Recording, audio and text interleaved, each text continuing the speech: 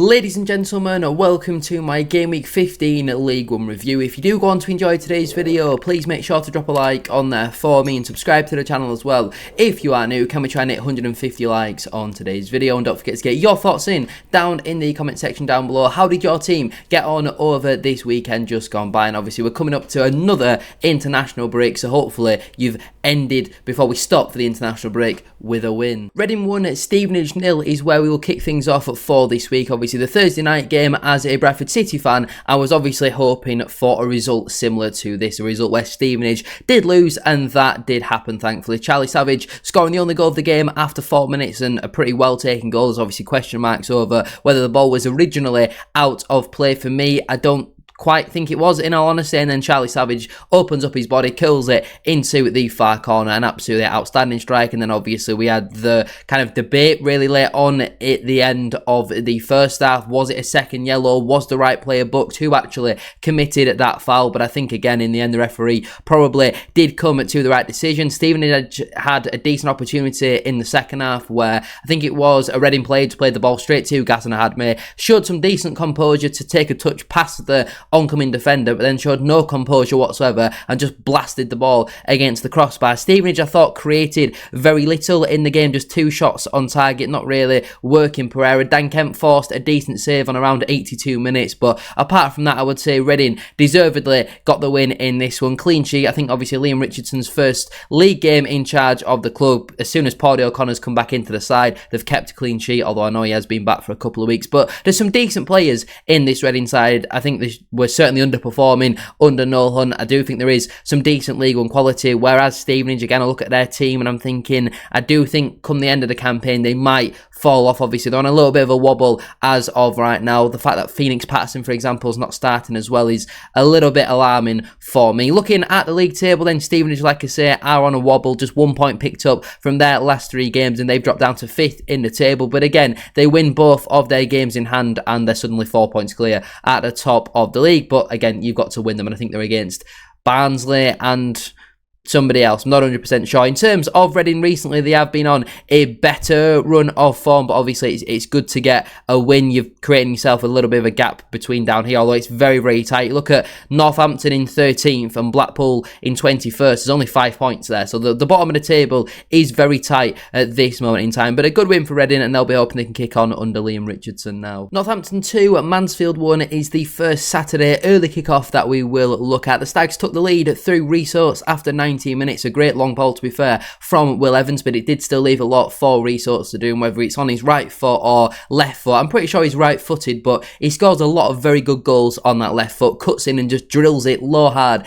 into the bottom corner. I think for myself, and to be fair, quite a lot of the Mansfield fans thought that given the injuries with resorts over the last couple of years, he was probably done, but he's been fit and firing so far this campaign, scored a fair decent amount of goals so far this campaign, 3 goals and 1 assist in just 9 appearances, having only managed 4 appearances throughout the whole of last season. It's not really been since the 21-22 campaign where he's got a decent goal return, but so far this campaign he has got a pretty decent ratio. But unfortunately for the Stags, they could not hold on. 8 minutes into the second half, a cross came in from the right hand side from Cameron McGeehan, and Perkins just sneaks in at the back post and drills it into the roof of the net. Maybe Liam Roberts will be a little bit disappointed with that one, but nonetheless it's still a very good finish. And obviously then Northampton are awarded a penalty. Some nice footwork from Ethan Wheatley, and I'm not 100% sure who commits the foul. It looks like it is probably Deji Oshalaja, and obviously Wheatley's demanding the penalty. Tom Eaves eventually does take it, sending Roberts the wrong way. Pretty poor penalty, in honesty. I think it's very, very central, but it's done the job. Any penalty that goes into the back of the net, I guess you could say,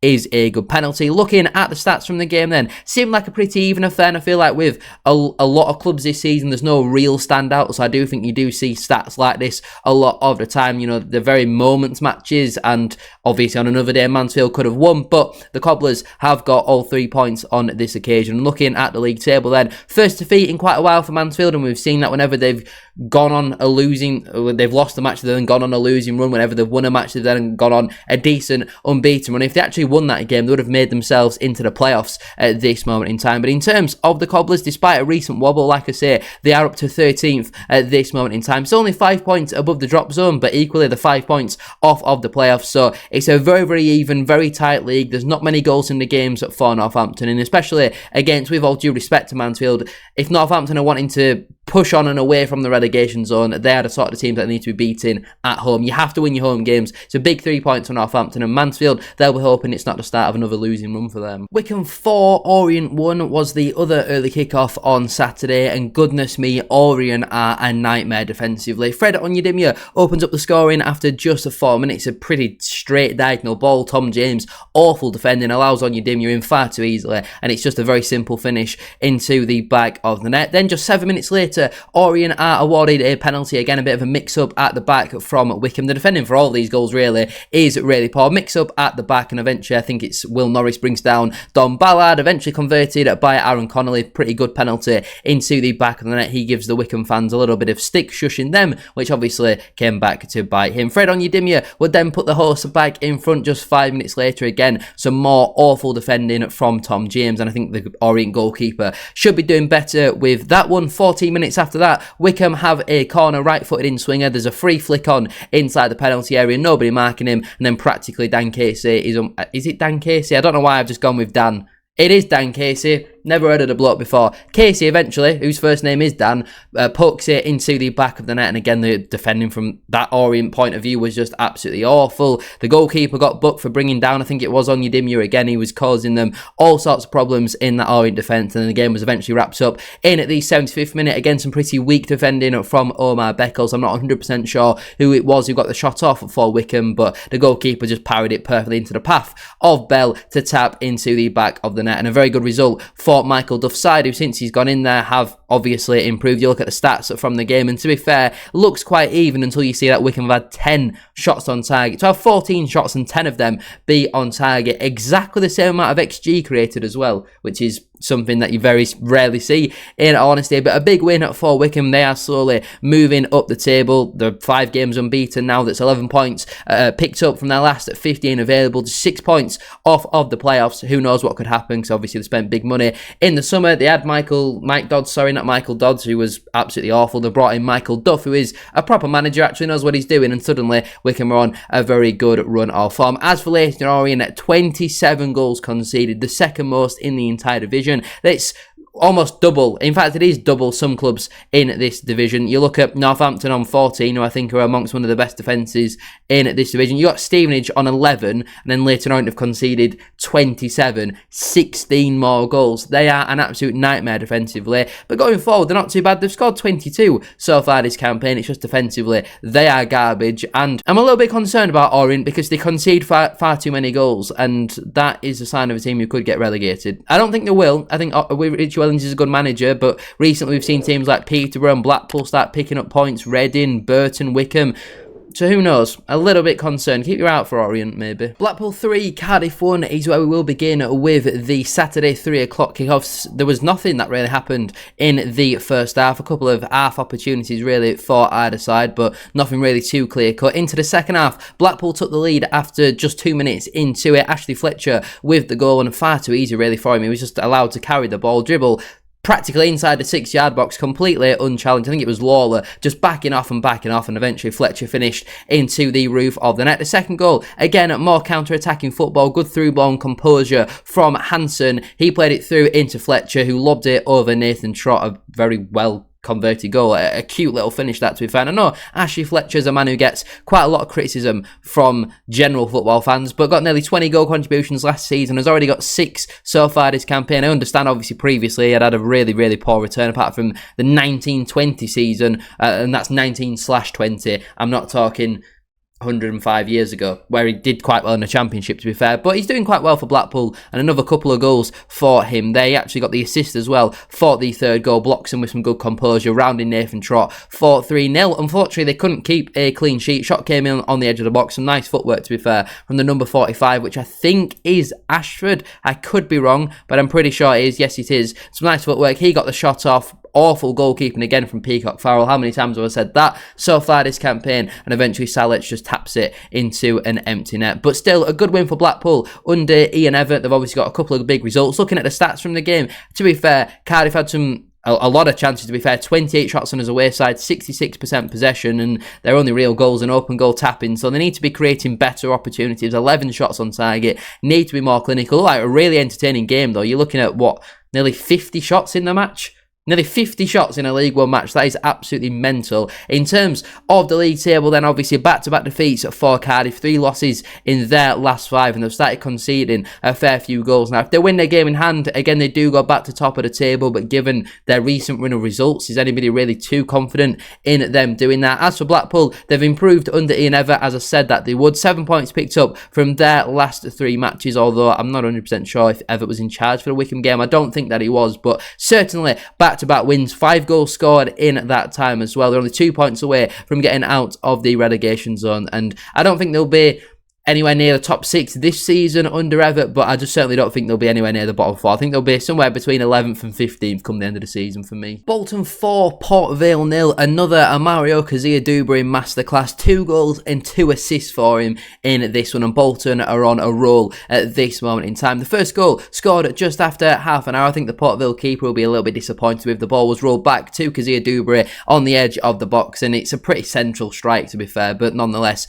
when you're in a good run of form, that's the type of look that you do get. Just 5 minutes later, Kazia-Dubry recycled a ball, a cleared ball from a corner to Simons, not 100% sure, but either way, on the half turn, just perfectly places it into the bottom corner. A really, really good finish with from the former Hull City man, I want to say. Then it took until the 68th minute for Kazia-Dubry to find himself on the score sheet once again. Gets 1v1 against his man onto the right foot and into the roof of the net, and then just 4 minutes after that, he's assisting once again, laying back to Kyle Dempsey, who's obviously been out with injury for quite a long time, and that again was another very good finish with Port Vale. I've got a lot of concerns about them. I know they're going away to Bolton, and that is one of the toughest fixtures in the division, but total domination, to be fair, without actually really creating much in terms of XG, to be fair. They've scored 4 goals from not even a 1 expected goal, which goes to show that it is a load of nonsense. But looking at the league table then, Bolton are flying, the only team in the entire top 8 to win. Every other side lost, so Bolton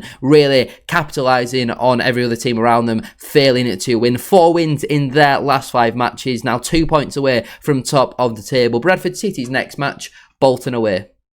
I can't wait. Brilliant. Yeah, we're going to get a spanking in that one, and our bad run is going to continue. In terms of Port Vale, they are in a lot of trouble. Poor defensively, but they just can't score. Just 11 goals scored all season. That is comfortably the worst in the entire division. They're now 2 points. No, it's more than 2 points. Wait, hold on. Let's try and do some maths. They're on 13. They need to get to 17. That is a 4-point gap. 4 points from safety. They are in a lot of trouble. They've got a very stubborn manager in Darren Moore. Not a manager that I rate whatsoever. Just 3 wins from their opening 15 matches. Again, that is the lowest tally in the entire division, but they just simply do not score enough. Port Vale, for me, are in a lot of trouble, but again, another big win for Bolton as they are flying up the League One table right now. Right then, let's talk about this heap of shit. Bradford 1, Burton 2. Just, it's not getting any better for Bradford City, is it? Recently, we'd been on a very long run, what it felt like, of draws where we probably were unlucky not to pick up some more points, but this was a very deserved defeat for Bradford City. That first half was one of the worst that I've seen in a very long time, and I want to give a lot of credit for Burton, or to Burton, because they deserved the win. In all honesty, they were the better side and really impressed me from what I saw of them. It was a very League 2 game, and what I mean in that, again, with all due respect, where there's not really much of an away crowd, there's not really much of an atmosphere because of that. They're trying to take the sting out of the game. We're 5 minutes into the game and they're changing their throwing taker 3 times just to try and waste time, because they were obviously going to be very happy with a 0-0 draw. Obviously, they get the 2 goals, which are both really poor defending from Bradford City. The first goal, free kick comes into the box and we just fail to deal with it. We have about 4 different opportunities to clear the ball, and again, we're just very weak, lethargic. Sam Walker, really poor. I don't know why he didn't just catch the ball. It's right next to him.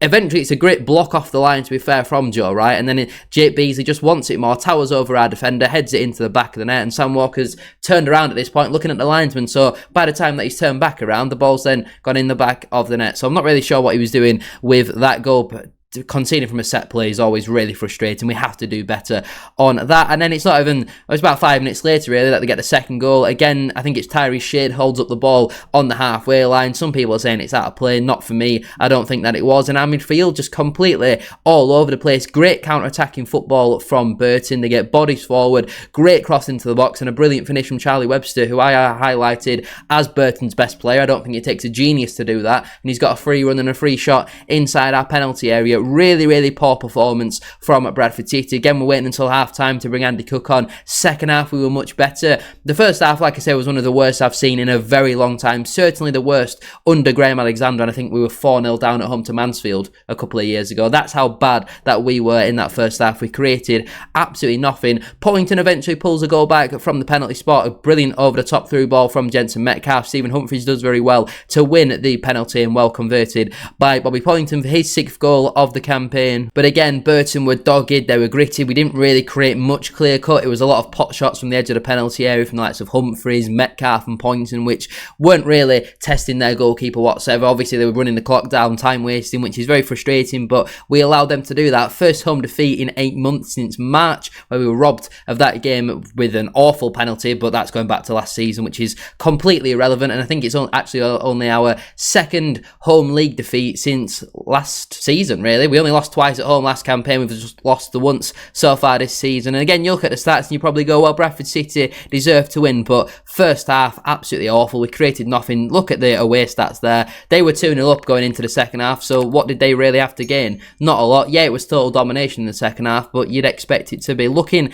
at our lineup, you've got the likes of Tom McIntyre not in the matchday squad, yet we've got Kieran Kelly and Joe Wright struggling to play the ball, although Wright was better in the second half. Tommy Lee had a good start to the season, but over the last month or so has been really poor, and you've got Patterson and Metcalfe on the bench. Anthony Sarswick's out injured, so why are we starting Callum Kavanagh as an attacking midfielder? George Lapsley not even in the matchday squad. Andy Cook, every time he plays, our performance levels get better. Why are we still starting Stephen Humphries as a striker? Even the likes of Max Power, Ibu Torre, Matt Pennington, quite consistent players for us so far this season. They all had pretty poor games as well. So a really disappointing result for Bradford City. And yes, we're still second in the table, and obviously I'd have snapped your hand off to be second in the table after 15 games. But there's a reason why I'm disappointed and frustrated, is because I know the levels of this squad. I've seen it so many times this season, how well and how good that we can play. But recently we've just not shown that. I understood certain games where we had injuries like Barnsley and especially Stevenage. You know, these are decent points, but it's somehow the manner and the performance levels of when you do lose these type of matches, and we just didn't perform whatsoever, and Burton were the better side, and that's simply unacceptable. There is cause for concern, because yes, we're second in the table, but over the last 5 matches we've been the 5th worst team in the entire division. We've picked up 4 points in his last 5 games. We've dropped 11 points. That's far too many for a team who were wanting to be in the top 6 or the top 2 come the end of the campaign. That simply can't run. Even over the last 10 games, our form has been pretty poor, and we're down in 6th in the table, although over the last 15 games, we're up to 2nd. So we're kind of riding on, well, yeah, over the last 15 games is just what we've played so far this campaign, isn't it? But again, it's disappointing. Again, it's frustrating. We should be doing better with the goals that we're conceding. The team selection I thought was wrong. Some of the substitutions as well, slightly questionable. Maybe those sort of players should have been starting for Bradford City. But Burton came, they did a job on us, as they've done on the likes of Cardiff and Wimbledon and Bolton so far this campaign. So again, I want to give a lot of credit for Burton. They defended very well and deserved the 3 points, like I say. But Bradford City, as a Bradford City fan, we have to be better. We have to bounce back. We've got to go away to Bolton now and get a result. A draw would be an okay result, but given how we've played away at Stockport and away at Cardiff, let's go there and try and win. Hopefully we'll have some more players back available from injury. Obviously no game coming up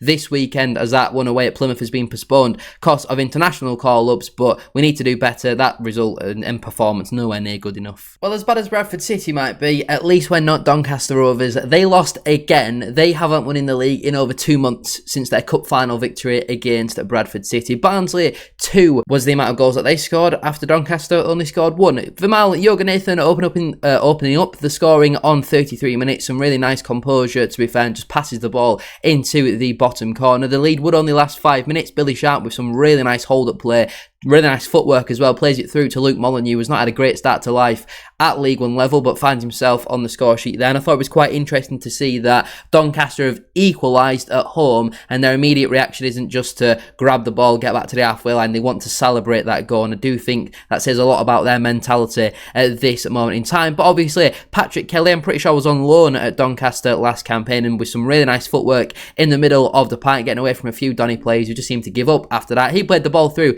to Davis Keeler-Dunn, and whenever he gets 1v1 in those type of positions, he's always going to roll it into the bottom corner. He's so good at doing that. Did it for years at Mansfield, had done it at Burton and Oldham before that, now doing it for Barnsley as well, and actually found himself on the bench for 62 minutes, which is quite surprising, but in the end he's coming off the bench and scored the winner. Looking at the stats from this game, then you probably say that Doncaster were the better side. Obviously there was a big penalty shout late on in this one. Should Billy Sharp have been awarded a penalty? Was it a foul? I think there's certainly contact on the player, there's also contact on the ball, one that could have gone either way, and when you're not getting any rub of the green, then you don't get those type of decisions. And obviously it's Billy Sharp, so he's fat and probably fallen over his own belly. Looking at the league table then, obviously Barnsley in 11th. Great for them to finally win after such a long time without winning. As for Doncaster, they are slipping and sliding down that table, down to 18th in the league as of right now. Just 2 points picked up from their last 5 matches, and they are one of the worst form teams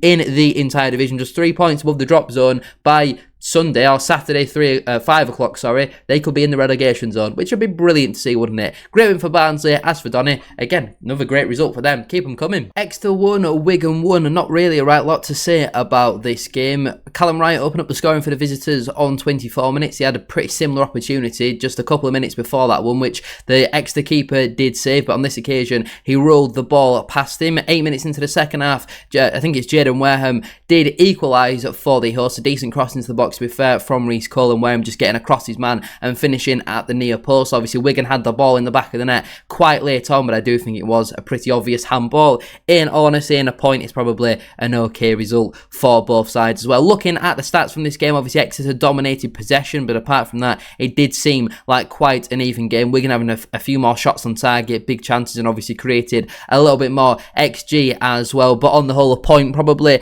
was if a result. Looking at what that does for the league table then, obviously Wigan in 16th. They've been on an okay run of form recently. 6 points picked up from their last 5 matches are not the end of the world. As for Exeter, they've picked up 8 from their last 5, and obviously it's another point towards their tally, but I think it'll be 2 teams that come the end of the season will certainly be down and around there. I think it'll probably be this sort of distance where Exeter are a few positions below Wigan come the end of the season, and obviously as the away side you'll be the happier of the 2 teams with the point.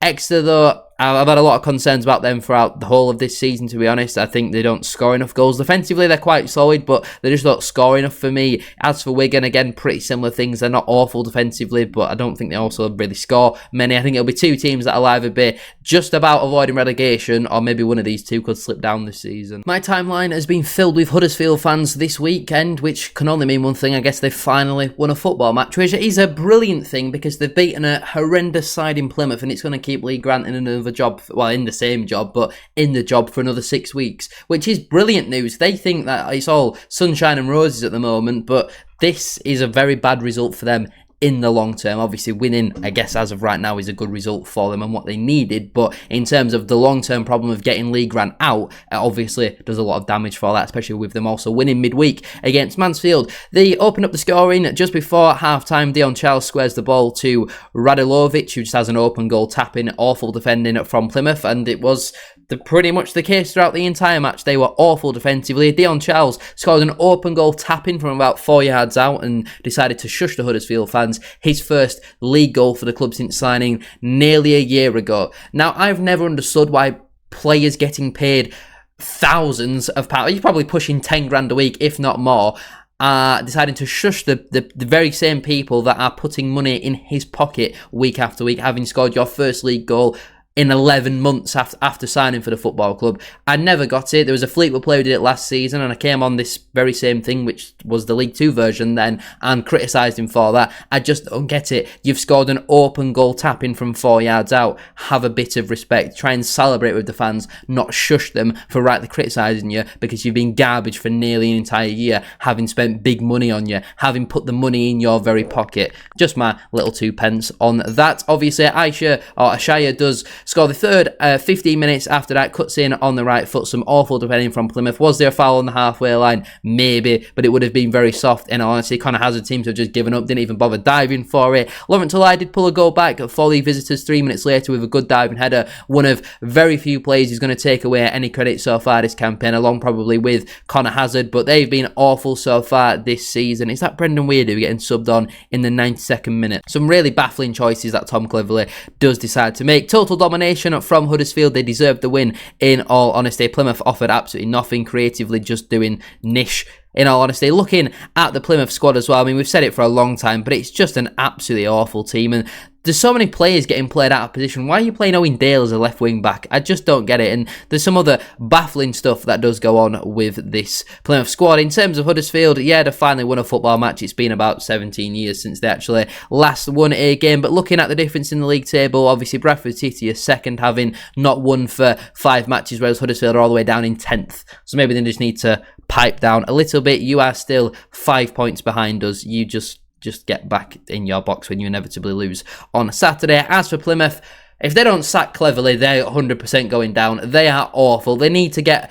a gritty, dogged, determined manager that's just going to give them a bit of a rollicking. I think Tom Cleverley is far too nice as a manager, and you see it quite a lot in these modern day sort of coaches. These players are not running hard, they're not working hard because they're not scared of the manager. You're not going to be scared of Tom Cleverley giving you a bollocking, are you? They're 4 points from safety. They've conceded 28 goals so far this campaign, the most in the entire division, despite scoring the most out of the entire bottom 4. It's 4 straight league defeats on the bounce. I think it's like 5 or 6 in all competitions as well. Just 1 point picked up from their last 5 matches. They're going down. As it stands, they are going down. They've not spent enough money in the summer. They've not recruited well enough. They've got an awful manager. I am very confident that if nothing changes in terms of the management or spending money in January, they are definitely going down. Already 4 points from safety is that's a big distance and a big gap for you to try and recover when you're only losing football matches. Plymouth for me are in trouble. As for Huddersfield, yeah, whatever, keeps Lee Grant in a job for another 6 weeks. When we're talking about Peterborough United 5, AFC Wimbledon 0, I don't think anybody in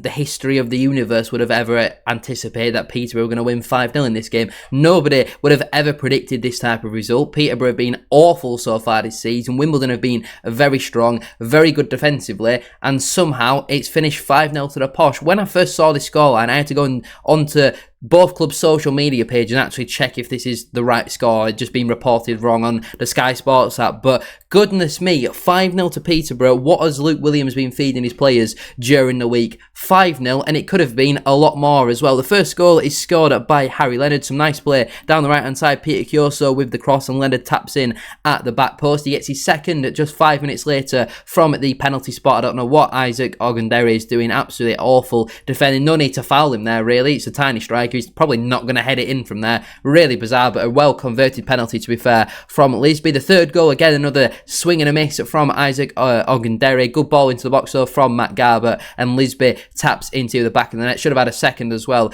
in the first half, I think it was, still wasn't it, where he hit the post. He should have scored that one. Gustav Lindgren, though, scored 2 on off the bench. I don't actually think he's scored yet in a Peterborough shirt. Can we just quickly double check? Is that his first goal for the club? No, he got 1 last season. But still, either way, a lot of Peterborough fans had written him off and have obviously been heavily critical of Gustav, but he didn't score his goals and then start shushing the Peterborough fans, did he? He had a big beaming smile on his face, and that is exactly how you should react to it. The first one is a great first-time finish. The second one opens up his body and curls it into the back of the net. Some really good finishes, to be fair, from Peterborough, and like I said, on another day, they could have had a few more as well. Wimbledon actually had more possession than Peterborough. When you think a Luke Williams Peterborough and a Johnny Jackson Wimbledon, this on paper would say 70-75% of the ball to Peterborough, but somehow Wimbledon had more possession in the game. What went wrong for the Wombles? Let me know down below. I know we get a few Wimbledon fans who comment on these videos, so let me know what went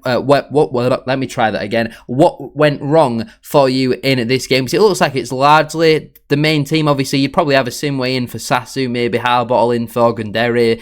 You'd probably have Stevens in for one of Bogle or Danilo Orsi as well. But he's not far away from a strong team whatsoever. And you look at the Peterborough squad, a lot of these players were awful. And, you know, they were bottom of the table for a reason, were Peterborough. I'm not sure if they've actually improved. They've gone up to 22nd, actually. It's 2 wins in their last 3 matches for them. Obviously, back-to-back wins under Luke Williams, 2 clean sheets, 6 goals scored. Certainly positive signs. They've got a game in hand as well. Win that, and they are just 1 point away from getting out of the relegation zone. But a big win for Peterborough, not just in terms of the scoreline, but obviously for they lost this game, and then you go 7 points from safety. That's a big problem for them. But a massive win for them, both in terms of the result, the scoreline, everything. And maybe Darren McAntony was right. Maybe you got to trust the process. But Luke Williams, good manager, good appointment, and bad day at the office, Wimbledon fans will be hoping. Rotherham 3, Lincoln City 0. On paper, looks like an incredibly surprising result, but when we look at the form table over the last couple of matches, it's actually probably an expected result. Rotherham, 3 more goals for them, another clean sheet as well, and another game where Lincoln City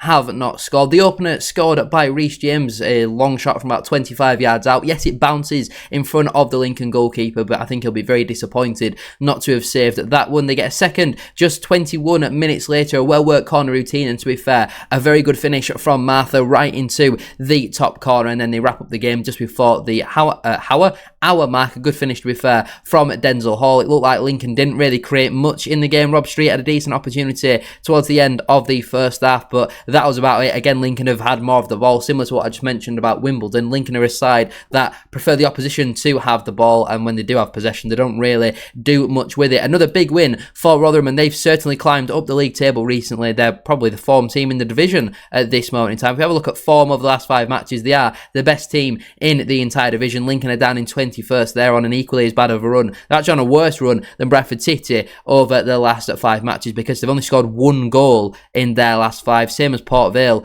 Goodness me, I didn't realise how bad Lincoln's recent run had actually been. I think their win as well was against Stevenage, was it not? Yeah, their only win and their only goal scored in the last 5 was actually against Stevenage. So a big win for Rotherham. They're climbing up the table, just 4 points off of the playoffs at this moment in time, and they're now 6 points above the drop zone as well. They've been on a very good run of form. Don't think anybody really saw this run of form come in, to be honest. I thought a lot of people probably would have said Hamshaw's done and will probably get the sack soon. So now looking at it, our point against Rotherham actually was not the end of the world, in all honesty. That was actually a fair few games ago now. It was our 5th most recent match, but being 2-0 down and getting a point and being disappointed, maybe not the worst result in the world, but that, a very good win for Rotherham. As for Lincoln, they're on a wobble, which they always seem to go on around this sort of time under Scubala. Can they recover it, or are they going to fall away again? Stockport 0, Luton 3 is the final game for us to go through and talk about in today's video, and Stockport just completely all over the place. Red card, penalty miss, 3 conceded at home. Certainly not their day, but it was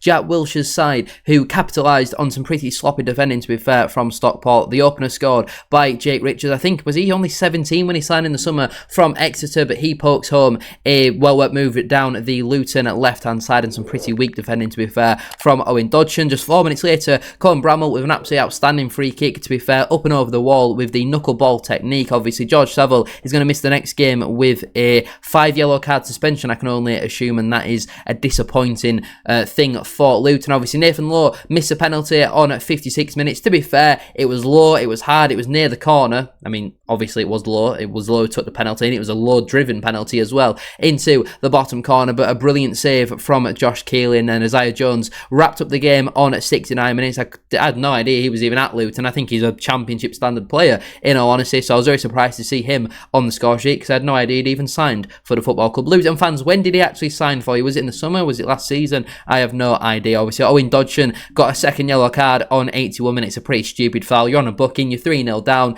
Yeah, he's travelling towards your goal, but that's not what happens when the opposition attack. I have no idea what he's doing there, and the fact that Stockport in the summer decided to get rid of Ibu Torre and Kyle Noyle for Corey O'Keefe and Owen Dodson. Some really, really strange decisions that were made at Stockport over the summer, but obviously recently it worked for them, and even the stats from this game, yeah, Luton were a bit more clinical in terms of shots to shots on target, and then obviously shots on target to ball in the back of the net, but Stockport created over 2.5 expected goals, more possession, more shots, more corners. On another day, Stockport could have won that football match, but good news as a Bradford City fan that obviously Stockport have not pulled away even further after their very good run of form. It goes to show that they are still beatable, which is good news. Obviously, back-to-back wins for Luton, and they're now only 3 points off the playoffs with a game in hand. They've got one of the best squads in the division. You'd certainly expect them to be in and around it come the end of the campaign. But there we have it then. Let me know down below, how did your team get on over this weekend? Is your manager under pressure? The likes of Tom Cleverley, Grant McCann, Darren Moore, are these managers soon to lose their jobs? We've recently seen the likes of Rotherham and Bolton go on very good runs of form. So let me know down below, how are you feeling about your team heading into this next international break? Thank you all so much for watching. Don't forget to drop a like on there for me and subscribe to the channel as well if you are new. Can we try and hit 150 likes as I mentioned at the start of today's video? But thank you all for watching. Have a great rest of your day, and I'll see you very soon for another one.